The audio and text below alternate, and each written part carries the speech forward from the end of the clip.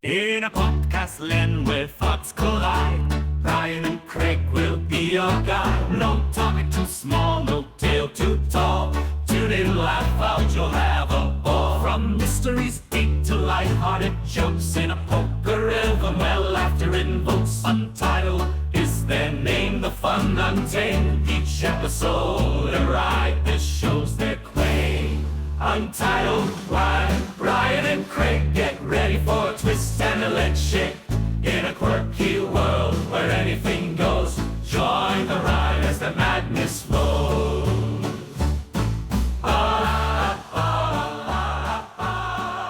For the 14 weeks and the second episode recorded in 2025. Episode number 14. Yes. Can you feel it? Can you feel the energy? Can you feel the energy? I can feel the energy. Yeah, for sure. Now, I have to say, there is a dark cloud on the horizon for episode 14. There is a tension that threatens to tear apart Untitled with Brian and Craig, featuring me, Craig, and you, Brian. Do you feel this? Do you feel this tension? Do you feel it's so palpable you can like cut it with a knife? It's bad. I can feel it just a tiny bit. I can feel it, but I have a feeling that our friendship will persevere. I feel like it might, but I don't know. I think there's some danger because I texted you on Sunday night and I said the Denver Broncos are coming to Buffalo, and you said, which I offended me quite frankly, yay! Oh no! But also boo.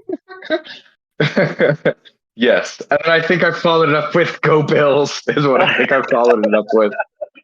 So come tomorrow morning. We have this is immovable object and unstoppable force colliding with each other. But we have my Denver Broncos, who I've been supporting, since I was old enough to say, and I would apparently whenever I was a kid, whenever there was any football on TV, like we're talking like I was 2 years old, I would run into a room and I would go, go Broncos! So, this team I've supported for 48 years is going up against your team that you have supported for 10 minutes tomorrow, the Buffalo Bills. And it's a month, Craig. It's not 10 minutes. So we have this big football rivalry, and I think just to save the show, to make sure that we get everything out before we really get started, we should, in order to clear the tension, we should do a 1980s style pro wrestling takeoff where we basically each cut a promo for our respective teams in like Rowdy Roddy Piper style, and then we can just let it go after that. But I think it's something that we need to do just to clear the air at the beginning. Now, are you game to this idea? Get my game to this. I'm gonna respond to you with the late great Hulk Hogan. I know he's still alive, but I'm saying he was great. He is now dead. Yes. Right. He is no longer great. Oh yeah, me Gene. Love it. All right. Since it was my idea, I'll give you the choice. You can go first if you'd like to cut your promo first, or you can let me go first. Ooh. I don't care. What do you want? You know what? You have loved the Broncos your whole life. I think it's only fair that you go first. Okay, that's fair. So, all right. Let me get ready and say, all right, Brian. Tomorrow, Sunday, the Denver Broncos are coming to Buffalo. And sure, you might think that the Bills, just because they're 9.5-point favorites, are a sure thing. But let me tell you about another sure thing. That would be a history lesson. I don't know why a history lesson is a sure thing, by the way, just to the side. But anyway, back in 1776, they said there's no way the great British Empire would fall to a bunch of colonials. But you know what happened then, don't ya? Oh, yeah! United States got freedom! I'll tell you another thing, Brian. In the 1880s, there were millions of buffalo all across the Great Plains of the United States. They said that there were so many you could barely even see ground because there were so many buffalo. Well, you know what conquered those buffalo? The spirit of the West. And you know what encompasses the spirit of the West more than anything else? That's right, the Denver Broncos. So don't forget it! Tomorrow morning, you might be thinking that there's no way Buffalo could ever go down, but they did in 1880, and they're gonna do it again tomorrow. Because who encompasses the spirit of the West and the spirit of the Denver Broncos better than Bo Nix? That's right. He went to the University of Oregon, and all those people in the 1880s were taking the Oregon Trail. They walked so that Bo could fly, and tomorrow, just like all those old Buffalo that are almost extinct now, your Buffalo Bills will be going down in a heap of flames. Don't forget it, brother. Denver Broncos forever! Okay, that was fun. I enjoyed that. I might not ever be able to speak again, but that was great. I think you cheered enough for the Broncos for like the entire team there. But also, just as an aside, the instant that the Broncos lose tomorrow, because I fully expect them to get their butts kicked, I will be swording my allegiance over to the Buffalo Bills for the remainder of the NFL playoffs. But I will not be rooting for that. And should the nearly impossible happen and the Broncos win, I will be exceptionally happy. So, yeah. So there's that. Yeah, I mean, to be fair, I was honestly impressed with the Broncos this season. So, They did pretty good. So, all right. I turn the floor over to you. Okay. I'm gonna do this Hulk Hogan style. Okay, very good, very good. Okay. Listen up here, Raging Craig.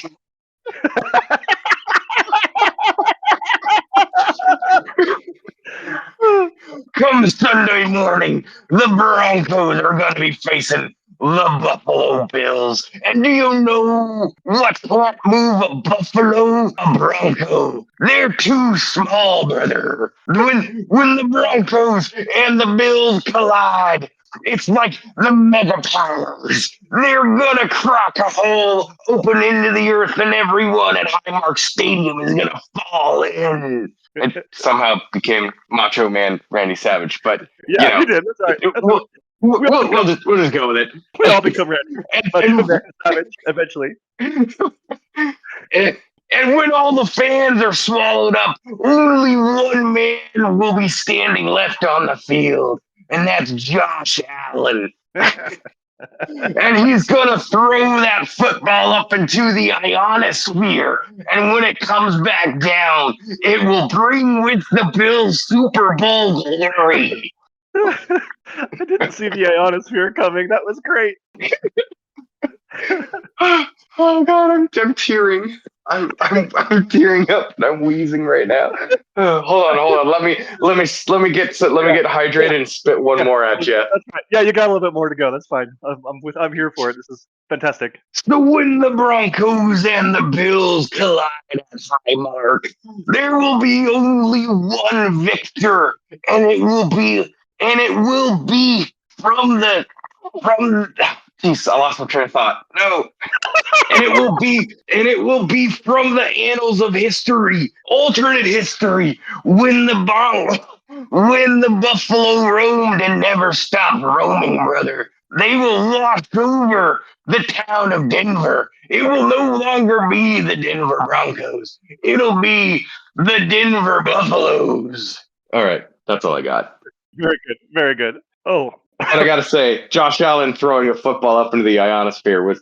I tried really hard not to just lose myself laughing. Oh, I was proud of you when that happened. Yeah, we said ionosphere. I'm like, oh, this is good. This was a good idea. So, all right. You know, I really tried to work in the cream of the crop there, but I just couldn't do it. I was waiting for it, but that's okay. That's all right. You did very well. Yeah. So, I had this idea last night, and I was like, we really need to have a professional wrestling tete-a-tete, and I'm glad we did. Yeah, just both of us in spandex walking around, sticking our chest out with the mic. Oh, so yeah, tomorrow, Bills Broncos, go Broncos, go Bills, go Bills, go Bills. All right, but yeah, so I had a good week. Did you? I was about to ask, how was your week? It was good. I went to an Italian bakery that has been around since like the 1800s called Di Camillo. Very good. We got a whole ass pie for $3. Ooh. It was pretty good. It wasn't like a Costco style. It was only like a 2-pounder, but it was still pretty good. We got some cookies and we got so much stuff, like ice cream sandwiches, a pie, like a big slice of cake. And I think that and a bunch of other smaller stuff. And it only ran us $25. Nice. Yeah. And then we went to a place just yesterday called Gagsters, which doesn't sound like a great place to eat, right? Gagsters, gag it on down. Yeah. Yeah. Not great. So really good food. They have a thing here called breakfast pizzas, and it's basically they take like bread, they take the crust, they toast the crust, and then they throw everything on it. Like so, it's like a bed of scrambled eggs and like Okay. cheese, and then meat, and then more eggs, and then more cheese, and it is amazing. That sounds good. I would eat that. Yeah, it's very good. Yeah, and apparently we need to go there for dinner because they have quote buckets of beer, and I'm like, oh my lord, that sounds amazing. Buckets. We don't know if it's good, but it's plentiful. I mean, it's probably Labatt Blue, but you know, Yeah. we'll take there it. you go. Yeah, that's fine. Oh. I also moved from one Airbnb to another, and this Airbnb is pretty crazy because I can literally look out the window and see Canada. Well, that's good. You could escape, this country when it becomes necessary at a moment's notice. That's actually convenient for you. Yeah, that was the pitch that I had in my head. Yeah. Also, another convenient pitch for Maine if Another you con- wanted to go to Maine. Oh, for Maine. Yeah, that's true. Or any of those states, Montana, a little tiny bit of Idaho, Washington, North Yeah. Dakota, Minnesota. There's a bunch of them. Yeah. So, I think the weirdest one is Ohio. It's weird to me that Ohio touches Canada. It doesn't seem like it should. yeah, it really doesn't seem like it should, but here we are. Here Geography, we are. man, it's weird. Yeah. That's crazy how like everything's lined out on the earth. And there's these lines on maps, but they don't exist in real life. Like you go to the border, there's no line there. You could still actually there are big swaths of those states that you could cross over into Canada just through the woods. I never know that you were entering or leaving the country. Yes, for sure. Yeah, giant sections, like hundreds of miles. Yeah. So yeah. Anyways. So there's that. Oh, Fun with geography. I forgot to tell you. I saw a raccoon You saw a raccoon in Buffalo? in Buffalo, specifically the town of Tonawanda. But Okay. I saw a raccoon. Well, that's good. That's like a good luck charm if you see a raccoon in real life, I think. Yes. So we have confirmed there are ducks, squirrels, And raccoons. and what more do you need, really? So yeah, that's true. You got the three basic food groups there too, I guess. Duck, maybe. Squirrel, if you're a redneck. Raccoon? I think I'm going to say no to. Would you like a raccoon pastry? Yeah, you might actually get like trichinosis or something. Yeah, I think that's dangerous to eat a raccoon, and I'm not Yeah. going to do it. Anyways, Craig, how was your week? Oh, my week was good. After getting off the phone with you, I spent about 3.5 hours drawing a vending machine. Wait, 3.5 hours? Dude, if you look, I mean, it's very picture. detailed, yes. there's so much detail.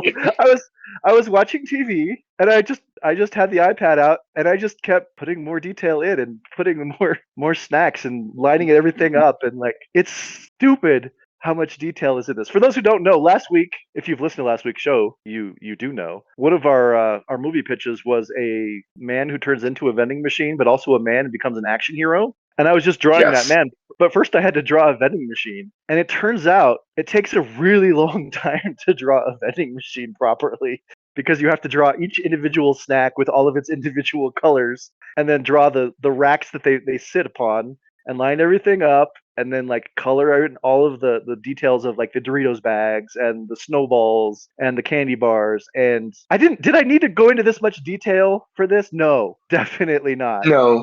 Did I do But it Craig, anyway? you did it for our listeners. You did it for our listeners. It was a lot of fun. And yeah, so the album art for last week's show, I don't even know how much of it's going to transfer over, how much you'll be able to see, but there's a lot of detail in those snacks in that vending machine. And then the action hero himself has like Rambo hair, and it's just a whole vibe that we're going with. And yeah, so I did that on Saturday. And then after that, my daughter had wanted to make Christmas cookies with her friends, but they had to cancel. They couldn't do it a couple weeks ago. So we still had all the accoutrement for making Christmas cookies. But it was Mhm. after Christmas. It's no longer Christmas time. But she's like, "Well, do you want to make cookies with me?" Which is a funny thing because I can cook okay. I'm not much of a baker, but I can Yeah. make dinner all the time. Like my wife and I. Well, she makes more than I do, but I'm not incompetent in the kitchen. But I haven't really baked cookies ever. And so I was like, well, Mhm. I guess we could follow a recipe and try. So we went ahead. She and I got together and made some cookies, and they actually turned out really good. But we didn't make Christmas cookies. We were just making like your sugar cookies with frosting, that kind of thing. Yeah. But you use cutouts and then you make them into candy canes and Christmas trees and Mhm. Santa Clauses, that kind of thing. But it was after Christmas, so I found these other like Halloween cutouts. So we were making bats, and then there was one that was like a witch's cauldron, but if you turned it over, it looked like a raccoon. And so Oh, amazing. I made raccoon cookies. So I did eat raccoon. It was just not made from raccoon. It was made from, sugar cookie dough. What else did we make? I made hot air balloons. We were making all kinds of weird, like abstract art cookies. It was quite great. And like weird colors too, like a Christmas. It was just a tree because it's no longer a Christmas tree, but we were making them with like black frosting and then putting on weird sprinkles on top of it. Some of the weirdest Christmas cookies you've ever seen, but she was happy. She had fun with it. And we had a batch of really weird but delicious cookies at the end of it. So that was fun. I enjoyed that. So I see no problems here. no, it was great. So I recommend if you ever want to make cookies, you can always go the stereotypical route and make them, red and green and Christmas trees and presents and all that kind of stuff. But it's much more fun to make like purple bats and hot air balloons and raccoons. So that's what I would recommend. But yeah, other than that, pretty basic week. Broncos won, setting up our setting up tomorrow and all of the stakes. Yes. That go along with that. So I was happy Every about steak. that, especially since they did it so convincingly. Now, granted, the Kansas City Chiefs, who they were playing against, and actually the only two teams that beat the Chiefs this year were the Broncos and the Bills. So that's fun. But they weren't playing anybody yesterday or last week, really. They had all of their like stars not playing. Taylor Swift didn't show up. Travis Kelce didn't play. So, none of that. But the Broncos won 38-0. So it was a no doubter. And that is a shutout if I've ever heard one. That is the literal definition of a shutout. Yes, accurate. They blanked them, and it was great. So I'm happy with this season, even if it ends tomorrow, which I do fully expect. I don't, despite my the Macho Man Savage alter ego. Don't really expect them to win. Doesn't mean I'm not rooting for it. I will not be rooting for the Buffalo Bills until the inevitable happens. But at that point, it's full speed aboard the Bills train. But we'll see. Other than that was my week. So all good. Nice and tame. Yeah, unlike tame. the wilds of the West over there in Denver. Yeah, it's pretty wild out here. Like I saw a stagecoach getting robbed on the way out to do the Pokemon raids on Wednesday night. It was crazy. You wouldn't even think there were stagecoaches, but apparently we have them still. Yeah, so pretty bad. The Amish. I don't think we have any Amish. Up here we have Mennonites. Same basic thing. They wear a lot of black same thing. And unflattering dresses for their women. So. Yes. Well, you know what that makes now, this particular time in our day. Is it time for the news? The news! I have two stories that were karmically seemed designated to be told together. And so we're going to do that. Okay. And we are going to begin in the most English of all sounding names I have ever heard for a town. That's right. This story comes from Nottinghamshire, England. What? Nottinghamshire. So like big sheriff of Nottingham and then add Shire to the end. And then it doesn't get more England than that. Nottinghamshire. Maybe if you said on Avon at the end, it would get more English. But apart from that. Nottinghamshire upon Avon. That's right. There you go. We have now reached peak Englishness. Yeah. Yes. So England, in a town, apparently Nottinghamshire is the district because there is a town within Nottinghamshire called Beeston, which also sounds pretty English. Beeston in Nottinghamshire. I don't know. England's weird, man. England is a weird place. But anyway, locals in Beeston are trying to solve a mystery, although I would argue not trying that hard. And this mystery is, who is leaving plates loaded with peeled bananas by the side of the road once a month for over a year? Yeah, apparently these plates have been loaded with peeled bananas that are just being left on the corner of Abbey Road and Windsor Avenue across from a local church. A resident, Claire Short, determined that these banana plates were being left on the second day of each month. And she put up a sign that said, very politely, please, respectfully, no more bananas. The uncollected plates and rotting bananas leave such a mess. Wishing a happy new year to you all. This is the sign. Because they really like to get forceful at England with their signs. I mean, it's hard, that's pretty aggressive. Yeah. However, unfortunately, even with her sign, on January 2nd, so a little over a week ago, another plate of bananas was left on the corner. Now, to me, if you're really trying to solve this mystery, rather than just putting up a sign that says, "Please, if you wouldn't mind so terribly, would you not put out any more bananas?" You just put up a camera, and then you can see who the culprit is who's putting down the bananas. But I'm an American, and that's how we do it here. But I guess in England they have their different ways. But bananas are just being left out. And apparently they just sit there and then they start to spoil and then stink, and then people have to come and clean them up. Yeah. After 1 month, Claire has decided that she's going to take the signs down because she doesn't really want to make it a feud, she says,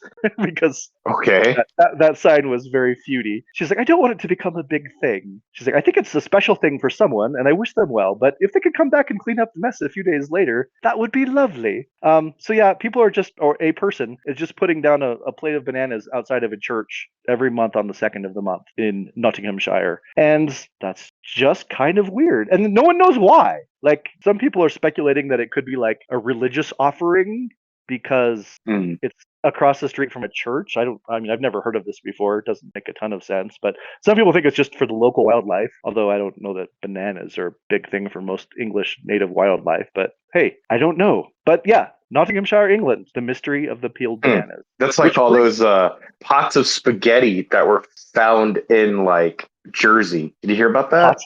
No, pots of spaghetti are just being left around. Yeah, for like somebody was in the woods and there's like 8 pots worth of like spilled spaghetti. It's like, what the hell? Oh, so they just dumped the spaghetti onto the ground? Yeah. That sounds like a lot of it. Like a voodoo curse or something. Like some witch woman told you that you needed to dump out 8 pots of spaghetti onto the ground to keep, I don't know, the Yule cat from eating your children or something. Yeah, it sounds very like Santeria type stuff.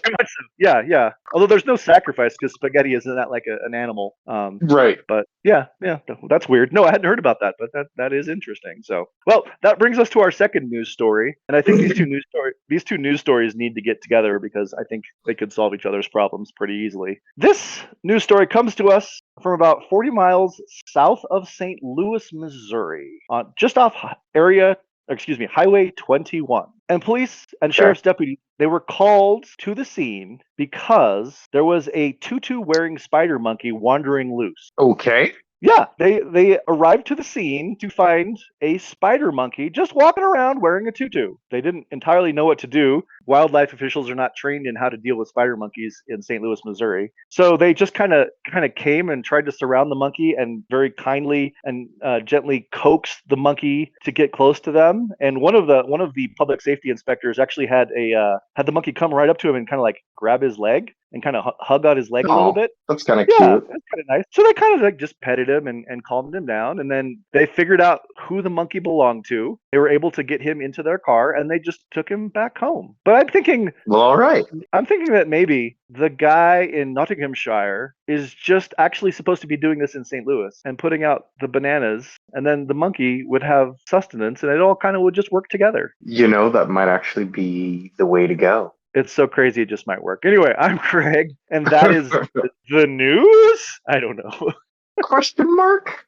I don't know. I think you're what's the word I'm looking for here? You were positing a conspiratorial theory. That maybe the person who's leaving out the bananas has been transported from just south of St. Louis, Missouri to Nottinghamshire. And yet they haven't noticed the subtle differences between Nottinghamshire, England, and St. Louis, Missouri, because they are, for all practical purposes, exactly the same. I mean, I actually thought I was driving through the English countryside when I was cutting through St. Louis, Missouri. I mean, yeah, it's basically the same thing. Everybody drives on the left in St. Louis. Nobody knows that, but it's the one place in all of the United States where all of the roads. Wait, I don't think that's actually accurate. That is not factually correct. No. No, nothing about what I just said is true. So, as your trusted newsman, you should you should be able to trust me. So, yeah, I recant all that. The Times deeply regrets its error. So the Times, the Craig Times. Craig Times, we deeply regret the error. Yes. Oh, all right. I'm ready for my brain to be broken. So, do you remember last week the knowledge bombs I dropped on you? Oh, I'm still trying to get over them, but yes, I learned more about anime than I needed to know. And actually, it led me. Before you start consulting and and breaking my brain. It led me to a theory this week that every Gen X person that I have spoken with agrees with. And you know how like Mhm. the gaps between generations are kind of flimsy, or they're fluid generally. Yeah. So maybe you were born in 1984, but you exhibit more Gen X tendencies, or you were born in 1977, but maybe you have a few more millennial tendencies than other people. I think I've come up with a Yeah. hard fast, and that is that anime is the hard fast line between Gen X and millennials. If you like anime, you are a millennial, and if you don't, you are Gen X. Every Gen X person that I've spoken with, I'm sure there's people that like. I'm not being completely hard and fast with this rule, but it does seem to be pretty accurate so far with the 6 people I've discussed this with, who are all Gen X people. But most of us Okay. in Gen X apparently don't really like anime, or it's not that we don't like it. It's just not a part of our life. We don't get it. And then like millennials, it's the hard fast dividing line, I'd say, between those two generations. So do with that as you Well, will. you see, Craig, there is quite a bit of history with what you just said. Ooh. I've activated my trap card and you've fallen in. Oh, If that was an anime reference, it's okay if you didn't get it. I didn't. Totally didn't. So yes, you should know there's a reason for that, Craig. Because for many, many, many, many, many, many, many years, cartoons and anime in general was for kids. And I can assure you, anime is not just for kids. I have seen many, many episodes and shows that were super violent, had tons of sexual content. So that is not. That's kind of the misconception, is that it's only just for kids. And sure. I think that's why a lot of it didn't really come over until, I mean, some of it did come over, if I remember correctly, because I mean, we did have like Speed Racer and a few other ones that were like localized or brought over, Dragon Ball, Dragon Ball Z, those kinds of things. But it really didn't start picking up until the 80s or early 80s with, Craig, do you know what this is called? VHS. Do you remember VHS? I'm familiar with VHS. I don't actually know what VHS stands for, but I know what a VCR tape is, or VHS tape. What is VHS? Yes. Video. What is HS? I don't know. I should know this. So should I. I should know this. But yes, anyways, so I do remember VCRs very, very fondly. So VHS tapes, once they became ubiquitous, were the things that they made these things. So you remember direct to home video movies, and they're all kind of bad, but some of them are kind of good. So they would do that in Japan and call them original video animations, or OVAs, and they would be brought over, and they would be easily brought over because they were already on a tape, so they could just dub over it, essentially, right? Right. And so a lot of it started coming over that way. And people were like, hey, this is kind of cool. Oh, wait a minute. So one of them was, what was it? Crying Freeman, about this assassin who, how do I say this? When he kills people, he cries because he feels bad for the life he's taken. And it's his way of atonement. But he's part of this like Chinese assassination syndicate, and it's super weird. It's like a weird James Bond, but like he's supposed to kill this woman, but he can't because he fell in love with her, and they got married, and they got sealed in this like Chinese temple. And then Crying Freeman, I am not making this up, proceeds to bang every single woman he comes across. And at the end of the episode, he's like hugging on his wife, and he's like, I love you, you're the only woman for me. And it's like, Crying Freeman. Except for all these other women. So wait, yeah, he cries every time he assassinates someone because he feels bad. Like, not bad enough to not kill them, but still bad enough to cry about it. Oh, Craig, I forgot to tell you that he's been brainwashed by this Chinese assassin syndicate called the 100 Dragons. I almost left out the most important part. That sounds reasonable. Yeah, they only use that plot thread for like one episode, and then for the rest of the episodes, for like all 8 of them, they're like, yeah, fuck that. He's just a stone cold killer that bangs hot girls, essentially. I mean, this is essentially like the 80s. So, I mean, and I think they were trying to do the Bond type thing, but it didn't really fall flat, and the writing is bad. The animation is good, but anyways, I digress. So that was one of them. Another one that came through was Vampire Hunter D. A lot of people know that one. Again, lots of violence, lots of sex. Another good one that came out around that time, like a stone cold classic. That was when I guess the Studio Ghibli movies were starting to become popular, and those were coming by. So like My Neighbor Totoro, Nausicaa Valley of the Wind, those types of movies started catching on, and it was because of the VHS, and it was easy to bring them over. And there's a whole thing. So in the West, it was basically like you have to order them from the back of this weird, I guess it was like Columbia Trading House type magazine, but it was for like VHS lovers. It was something similar like that. And in Japan and in London and in the UK, they were called Video Nasties, and I believe some of them fell into that category. A lot of it was mostly for like live action films, but some of the anime did fall into that category. Video nasties? Yeah, they were called Video Nasties. Yeah. And like it was basically movies that just weird indie films that didn't have like good writing, but like they specialized in like gore, kind of like B movies, Okay, sure. essentially. That's terrible marketing, but okay. Yeah, well, they just called them Video Nasties, and they were like banned, or like you weren't supposed to know about them or talk about them, but you could still get them because VHS tapes, and they could just bring in a VHS tape, and then some of them were so badly overridden, like they'd been copied over so many times that the tape was clear. So okay, there's stuff like that. But anyways, back to importing. A lot of it was heavily censored when it came to America. So there was a bunch of ones like Dragon Ball Z, Dragon Ball. A lot of it was on like cable networks and stuff because they didn't want to like do too much cutting because cutting in that time cost money. And so they didn't want to do it. And so, but what they would do is they would take some shows that were already some shonen shows like Dragon Ball and Dragon Ball Z. They would bring them over on Cartoon Network through something called Toonami. And it was a big smash hit. And they brought over a bunch of stuff like Sailor Moon, Tenchi Muyo, Cowboy Bebop, Trigun, Gundam, various Gundam series. These titles mean nothing to you, but the people who know are like, oh my God, I remember those. I've heard of Sailor Moon. Yes. Today is the first day I'm learning that there's a difference between Dragon Ball and Dragon Ball Z. Those are not the same thing? They are not, no. They're a part of the same. Okay. So Dragon Ball is Goku as a kid, and Dragon Ball Z is Goku as an adult. Oh, okay. I mean, I don't care that much, but I am interested that that's not the same thing because I thought that was the same thing, and that just sometimes they would add Z to the end and sometimes they wouldn't. Well, I mean, you're kind of half right. It's all Dragon Ball, but okay. But anyways, that totally checks out. Like it makes sense that it would explode with the ability for it to be distributed much easier through VHS tapes. That totally checks out. I'd never thought of it before, but it does make sense. Yeah.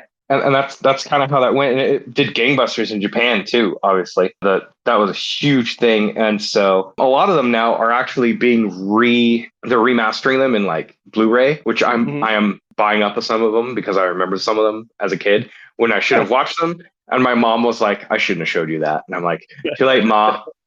I like that your premise was these are definitely not for kids. Yet in the 80s, the thing that appealed to are the millennials who were the kids at the time. So yes, but also no. Yeah. And so Toonami, I think in like the because I mean, there had been stuff in the 80s, like stuff that had been come over, like, for example, Robotech in 1985 and a bunch of other stuff that was airing at the time did catch on. So they basically were like, well, these did really good with ratings. These, kids seem to like them. And so that style of animation, and it really didn't really catch on for my generation until Toonami. And then, of course, Adult Swim with like Inuyasha and all these stuff. But basically, you can trace it all back to VHS and Cartoon Network for that. That does make sense. I remember the concept of Toonami. I remember that being a thing that would be advertised occasionally. I never watched it, but I am familiar with that term. So. Yeah, no, it was good stuff. Nice. The history of anime. Brian Dunnigan. Yeah, that's not really breaking your brain, but it's okay. I think next week, and I need to actually like do more research. I'm going to talk to you about anime trends, which I've actually started to send you on Instagram, and you're probably like, "What the hell is this?" What is the name of that show that was on HBO? It's about like robots in the Old West. Oh, Westworld. Westworld. Thank you. In the beginning of Westworld, did you watch that show at all? I did, yeah. Okay. When Dolores was like still the woman on the plains and living with her father or whatever, and she would see something from the real world and she would look at it and say, "That doesn't look like anything at all to me." Yeah. Yeah. That's what happens when I get links with anime, and it's like my brain just like, that doesn't look like anything at all to me. Like I think maybe I am an android or something, and I'm just not programmed to be able to see that part of the world. But it's okay. It's very confusing. Very confusing to my old brain, Brian. It's okay. We'll get you watching some anime, mostly probably the slice of life comedy style stuff. I think you'd really enjoy. We'll see. Like the ones that make you laugh. I did watch those ones that you sent with the 2009 high school girls, and Yes. and there were some lines in that definitely made me chuckle. So I mean, it's still not probably my preferred method of watching any of entertainment, but it's not bad. It's not bad. Yes. And my son, I'd be. but I don't know if this qualifies as anime or not, but my son has me watching Arcane League of Legends on Netflix, and that's it's not exactly anime. Like the animation quality in my brain seems better, but it's Mhm. good. I'm enjoying it. Yeah, I guess it's heavily inspired by, I suppose. Yeah. It's got. Have you seen any of that? Do you know what I'm talking about? No, I haven't. I know what you're talking about, but I've never seen it. You've never seen any of it. I've watched like 3 No. episodes, and it's pretty violent, but it's well animated and it's pretty good. So I've enjoyed it thus far. My son watched it and he's like, "You have to watch this, Dad. You have to watch this." So we're slowly working through it together this week, beginning this week. Good. Yeah, it's been Good. good. I've enjoyed it. Good. Yeah, so it's like an introductory drug to anime, I guess. I don't know. There you go. We'll start you off slow with Tonari no Totoro, and you'll enjoy that one a lot, I think. We'll see. I make no promises that I will enjoy anime. It hasn't really ever clicked yet, but I'm also not closing I'm not saying no. I'm just saying we'll see. Open mind. I appreciate that. And now it's time to make a pitch. Wow, this is I don't know what we do here. I mean, we have a lot. We always do. So I know. Okay, I got one. Okay, good. You go first. Okay, so we're gonna start off. It's this kid. Well, not this kid, but this lady. She's living in Nottinghamshire upon Avon with a bunch of other crap behind it, right? And so she's in a small town, and it's in the 80s, and she sees a VHS tape, and on the VHS tape is she finds this VHS tape, and on the VHS tape, Vampire Hunter D. And she's like, this is amazing with its sci-fi animation and its world building and stuff. And she gets thrust into the world of video nasty. And so she's trading and all this stuff. And it becomes like a drug. And then, the 90s come around and it's all ubiquitous. And she's like, well, I guess I don't need to trade around these old funky VHS tapes. But like, since she's been doing that, she, became an editor. She's working she's moved to America. She's an executive. It's like 1997, and they start getting more reliable ways of getting anime. And she's like, oh man, this is so great. And then she finally gets it. And she's like, and she sees this title, and it just strikes a chord with her. And this is in modern times. So this is quite the age gap, quite the time gap. And she sees this show called, oh my God, I was hit by a truck and now I've been transported into another life. And in this life, I'm a farmer, but then my farming life is totally destroyed by a goblin horde. And now I have to fight the king of all goblins. Otherwise, I won't be able to farm potatoes. This is the trend you were speaking of. Yes. Season 1. And she's like, I must bring this to the people. And so she brings it to the people, and it's all her story, and it meshes with, anime history and just kind of like that slice of the world at that time. And it's going to be a comedy, and it ends up that she becomes a voice actress. And at the end, she's like, I don't know where I'm going to go. Maybe I'll make my own anime. And it ends with an even more ridiculous name title. Oh, good, because that one was a little passe, honestly, a little short. Yeah, I think we need one where I've been stuck in this alternate history for 700 years, and all I've been doing is reading books, and now I have the knowledge to open up wormholes into time and space. And oh my God, is that a truck? ? Exclamation point. I think we need to expand this out into an entire. I mean, really blow it out, where you tell the entire story in the title of the anime or whatever. So basically, the title is the entire script. It's just goes on forever. The title is the thing, yeah.